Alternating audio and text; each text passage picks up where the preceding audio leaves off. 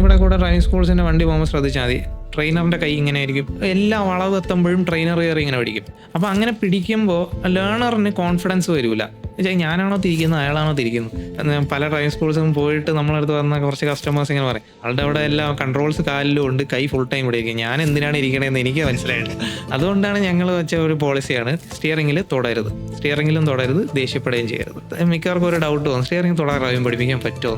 പറ്റും. സ്റ്റിയറിംഗ് തൊടേണ്ടി വരുന്നത് എന്തുകൊണ്ടാണെന്ന് വെച്ചാൽ ഈ കർവ് അപ്രോച്ച് ചെയ്യുമ്പോൾ ആ ലേണറിൻ്റെ കപ്പാസിറ്റി അനുസരിച്ച് ആ വളവ് വളയ്ക്കാനുള്ള ഒരു സ്പീഡുണ്ട്. നമ്മൾ ചിലപ്പോൾ 40 വളയ്ക്കുമായിരിക്കും, പക്ഷെ ആ ലേണറിന് 10 വളയ്ക്കാൻ പറ്റുള്ളൂ ആയിരിക്കും. നല്ല ലേണറാണ്.